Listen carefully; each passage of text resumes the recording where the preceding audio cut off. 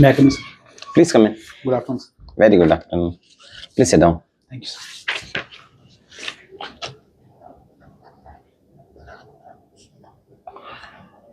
बिना अपना नाम और कास्ट बताएं, प्लीज अपना इंट्रोडक्शन दीजिए।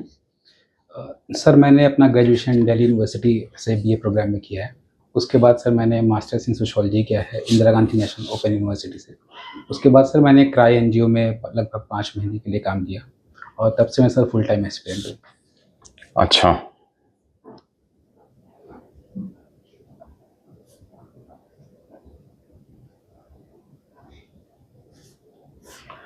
एनजीओ का काम तो अच्छा है, एनजीओ के काम को कंटिन्यू क्यों नहीं किया आपने?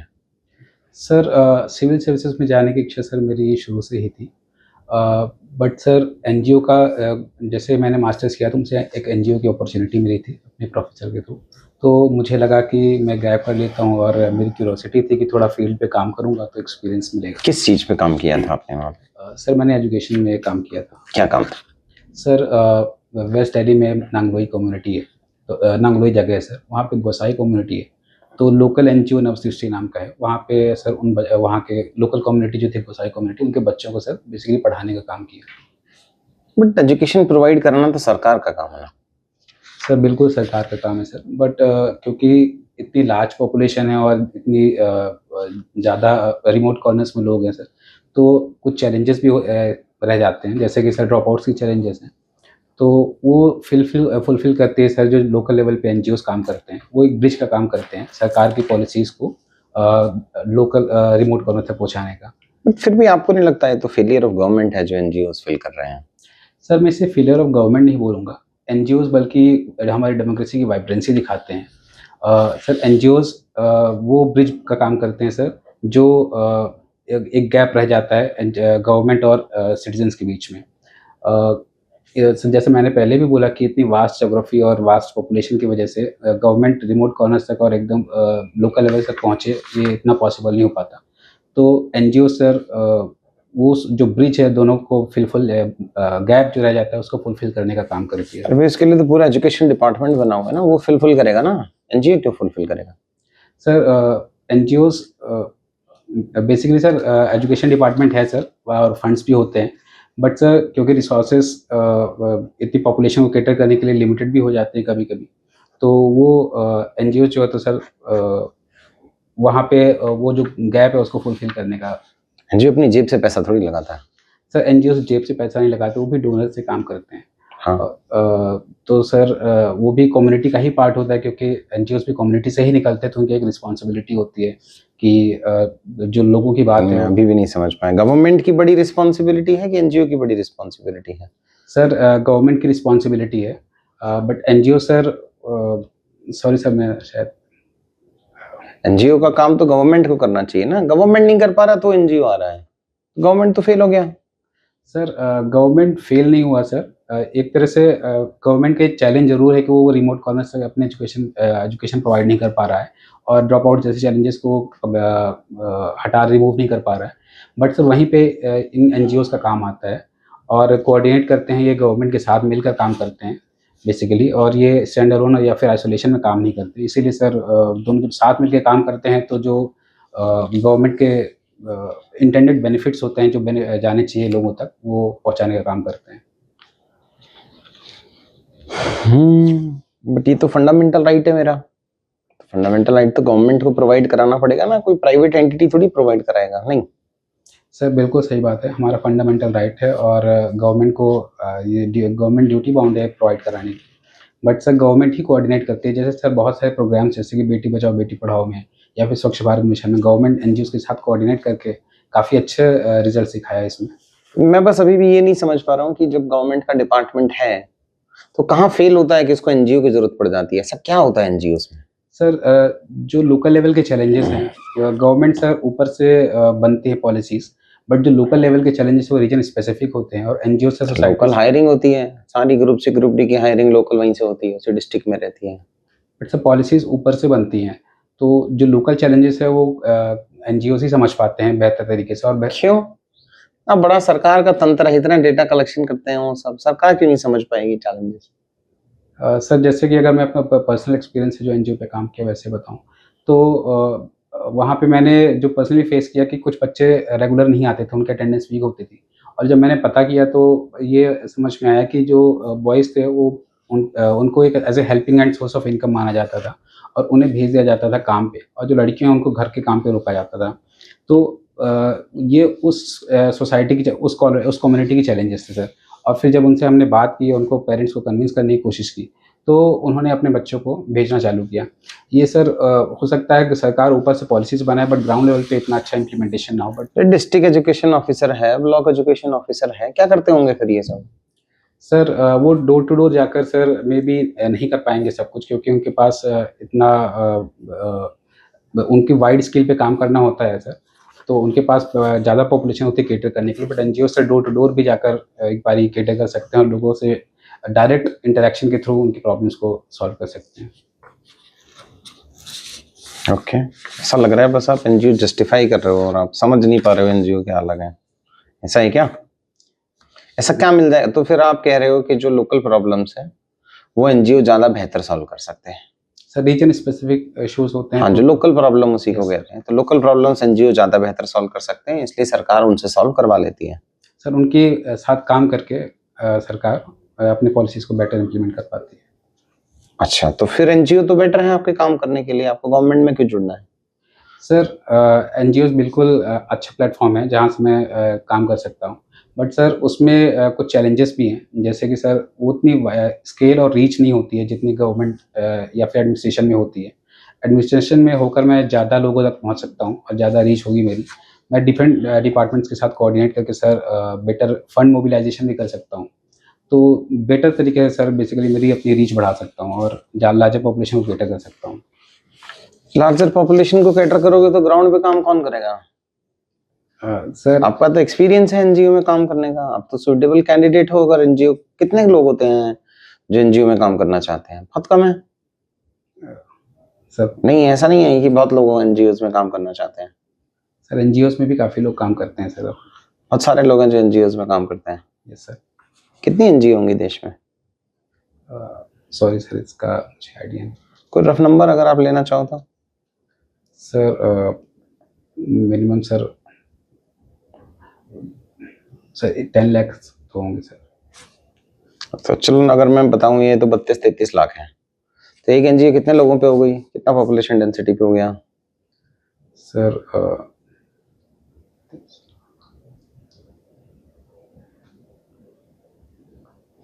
सॉरी सर, मैं अभी कैलकुलेट नहीं कर पा रहा हूँ। चलो 400-450 के आसपास में आएगा। हर 400-450 लोगों पे एक एनजीओ है, फिर सॉल्व क्यों नहीं हो रही प्रॉब्लम? वो तो ग्राउंड लेवल पे बहुत अच्छा काम करते हैं। सर सारी एनजीओ सर डिफरेंट सेक्टर्स पे काम करती हैं सर। तो कोई जो एजुकेशन सेक्टर पे काम कर रहा है सर, तो उतना हो सकता है कि रीजन स्पेसिफिक है और फिर सेक्टर स्पेसिफिक हैं। तो एक सेक्टर के लिए बहुत सारे एनजीओज़ मे बी नहीं हैं और उनके पास रिसोर्सेज का भी क्रंच होता है सर। तो उसकी वजह से सारी प्रॉब्लम सॉल्व नहीं कर सोर्स का पाते। क्रंच तो गवर्नमेंट को भी बहुत रहता है, हमेशा ही रहता है क्रंच, है ना? ये होता है कि ये ऐसे ही बोल देते हैं? नहीं सर, रिसोर्स क्रंच होता है क्योंकि हमारी पॉपुलेशन काफ़ी वास्ट है, तो उसकी वजह से रिसोर्स पे प्रेशर रहता है सर। तो पॉपुलेशन तो ऐसा बर्डन इंडिया में अब फील हो रहा है कि एसेट है ये? सर पॉपुलेशन का दोनों तरीके से देखा जा सकता है। एक तो काफ़ी यहाँ पे इंडिया में काफ़ी डेमोग्राफी अच्छी है, हमारी यंग पॉपुलेशन काफ़ी ज़्यादा है, तो उसका हमें एडवांटेज मिल सकता है, जिसको हम डेमोग्राफिक डिविडेंड भी कहते हैं। और चैलेंजेस के तौर पे ये भी है सर कि जो स्किल सेट में भी हमारे जो पॉपुलेशन है उनका इतना अच्छा नहीं है और अनस्किल्ड वर्कफोर्स ज़्यादा है या फिर अंडर स्किल्ड वर्कफोर्स ज़्यादा है, तो उसकी वजह से एक चैलेंजेस भी हैं। तो दोनों तरीके से ये देखा जा सकता है। ओके, कुछ अपनी 2-3 स्ट्रेंथ के बारे में बताएं। सर मुझे जो अच्छी स्ट्रेंथ मुझे अपनी लगती है वो सेंस ऑफ रिस्पॉन्सिबिलिटी है और मैं थोड़ा एम्पैथेटिक इंसान हूँ सर, और साथ ही साथ में परसिवियरेंस मेरे अंदर है। तो ये 3 क्वालिटीज़ जो है सर मैं अपनी स्ट्रेंथ मानता हूँ। कोई ऐसा उदाहरण देके बताएंगे जो आप बता रहे हो कि आप एम्पैथेटिक हैं तो अच्छा रहता है? सर जैसे मैं क्राई के एनजीओ में जो मैंने जॉब किया था उसी का उदाहरण एक दूँगा। सर वहाँ पे जब मैं काम करता था, जैसे मैंने बताया कि कुछ बच्चे थे जो रेगुलर नहीं आते थे और बेसिकली मेरा काम था सर वहाँ पे एज़ एन एजुकेटर कि जो बच्चे आ रहे हैं उनको कैटर करना, उनको एजुकेशन पढ़ाना और अपनी जॉब करके चले जाना। बट मुझे सर मैंने अपनी पर्सनल रिस्पॉन्सिबिलिटी समझी और मुझे लगा कि आखिर क्यों नहीं आ रहे।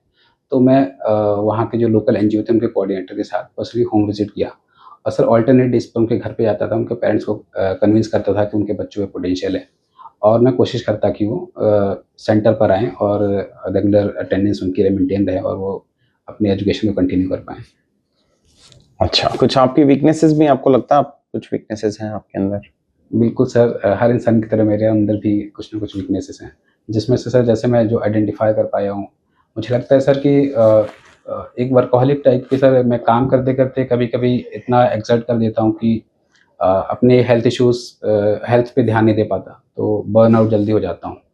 और फिर सर एक और है कि सर मेरा एक थोड़ा अप्रोच होता है आइडियलिस्टिक होता है, जिसकी वजह से मैं अनरियलिस्टिक गोल सेट कर लेता हूँ और जब वो फुलफ़िल नहीं होता तो एंड में डिसअपॉइंटमेंट भी फ़ील होती है। तो वो सर एक परफेक्शनिज़्म की जो टेंडेंसी है वो भी मैं अपनी थोड़ा वीकनेस महसूस करता हूँ।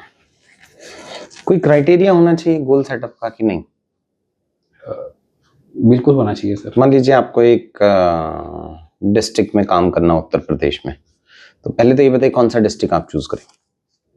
आप एज़ एन एसडीएम काम कर सकते हैं, आप खुद चूज़ कर सकते हैं। कौन सा डिस्ट्रिक्ट चूज़ करेंगे? सर मैं श्रावस्ती में काम करना चाहूँगा। क्यों, ऐसा क्या स्पेसिफिक रीज़न है?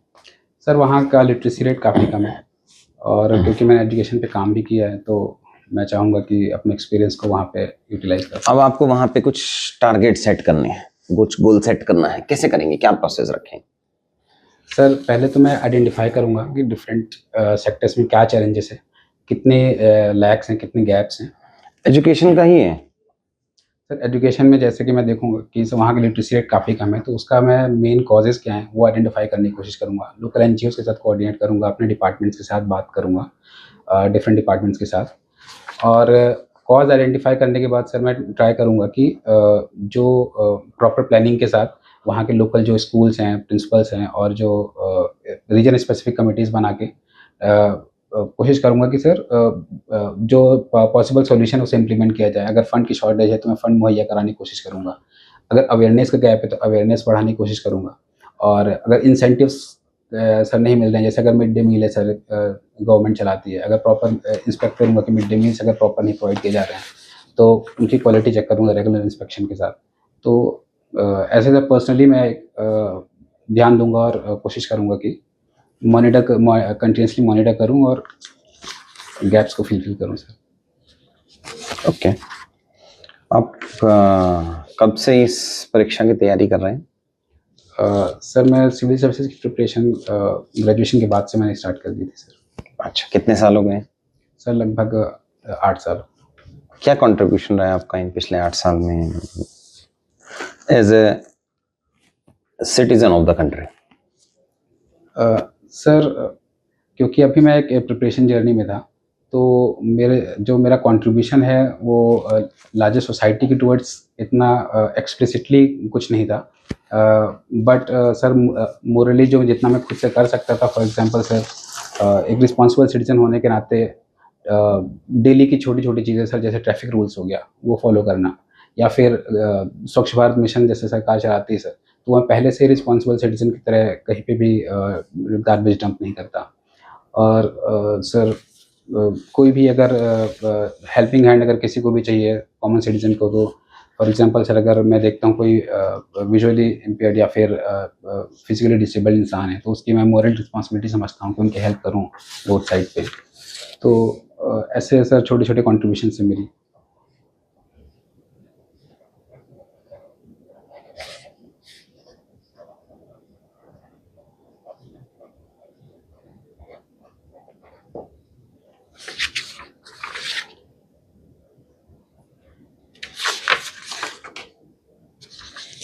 अच्छा, ये बताइए जो यूएसए इजराइल वर्सेस ईरान की जो वॉर चल रही है, ये कितने दिन तक चलेगी?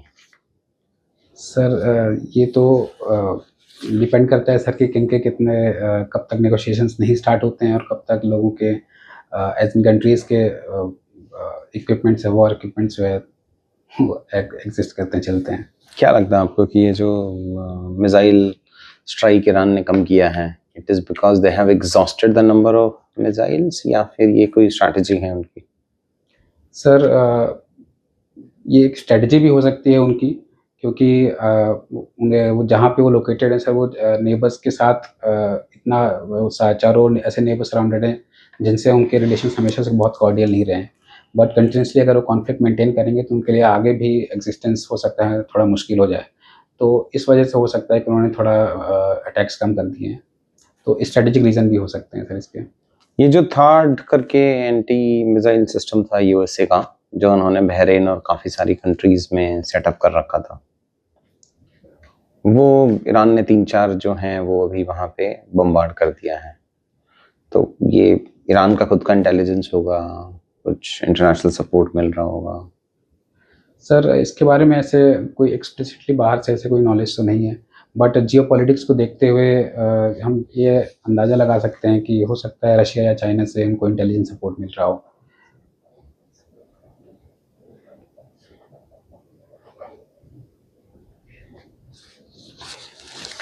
ऐसा कोई सब्जेक्ट, ऐसा कोई टॉपिक जिस पे आप बात करना चाहते हैं? सर ऐसे तो मैंने जो मेरे सब्जेक्ट्स रहे हैं, जैसे मास्टर्स मैंने सोशियोलॉजी में किया है, तो मैं सोशियोलॉजी पे बात कर सकता हूँ सर। और ग्रेजुएशन मैंने इकोनॉमिक्स में किया है, तो सर उस पे भी मैं थोड़ा कंफर्टेबल हूँ। आपको लगता है जो क्रूड ऑयल प्राइसेस बढ़ रहे हैं उसका इंडिया पे, इंडिया की एनर्जी सिक्योरिटी पे बड़ा फास्ट इम्पैक्ट आने वाला है? सर बिल्कुल इस पे इम्पैक्ट हमारे देश पर उसका इम्पैक्ट आ सकता है। इनफैक्ट सर उसका इम्पैक्ट हमें दिखने लगा है। अभी से सर आज ही जो हमारे एलपीजी के प्राइसेस हैं वो बढ़ गए हैं, तो या गैस सिलेंडर के प्राइसेस बढ़ गए हैं।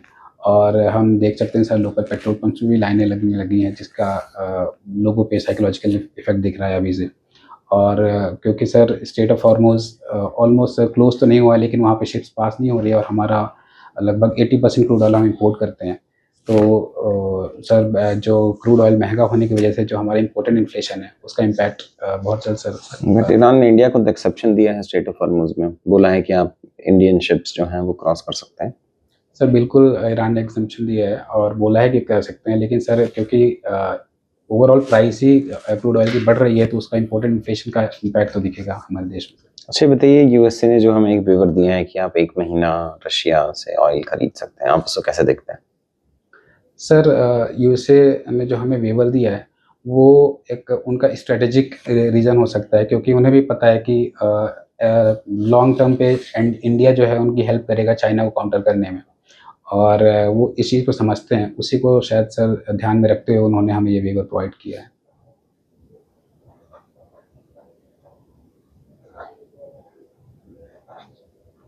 गवर्नमेंट ऑफ इंडिया का क्या स्टैंड है इस पे? सर सॉरी सर, वेवर पर सर? जी।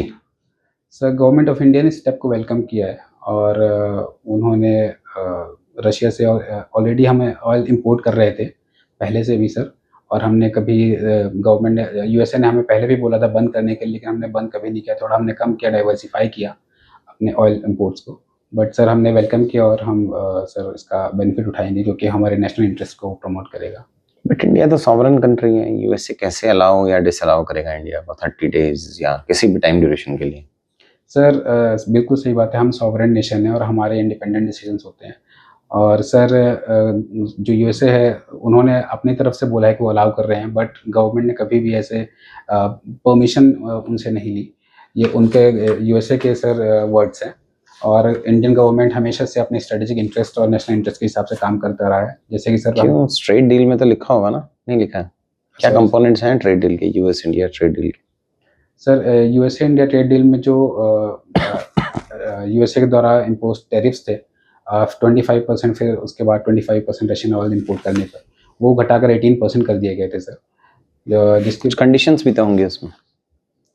सर जहाँ तक मैं याद कर पा रहा हूँ, उसमें यही था कि अगर हम रशियन ऑयल नहीं इंपोर्ट करेंगे तो वो 18% रहेगा। लेकिन सर वो जो वहाँ की सुप्रीम कोर्ट है, यूएसए की सुप्रीम कोर्ट, उन्होंने वहाँ अमेरिकन प्रेसिडेंट डोनाल्ड ट्रम्प द्वारा इम्पोज टैरिफ्स को इलीगल डिक्लेयर कर दिया। तो टैरिफ है ना, ट्रेड डील तो ट्रेड डील है, वो तो साइन हो गई। Yes sir. तो टैरिफ हो सकते हैं, बट ट्रेड डील तो लीगल है। सर ट्रेड डील साइन हो गई थी, लेकिन अभी वो प्रॉपर फुली इम्प्लीमेंट नहीं हुई थी। और गवर्नमेंट ने बोला था कि अभी वो जो यूएस सुप्रीम कोर्ट का जो डिसीजन है उसे पढ़ेंगे, पूरा अच्छे से एनालाइज करेंगे, उसके बाद इसकी इम्प्लीमेंटेशन की आगे हम बात करेंगे। ठीक है।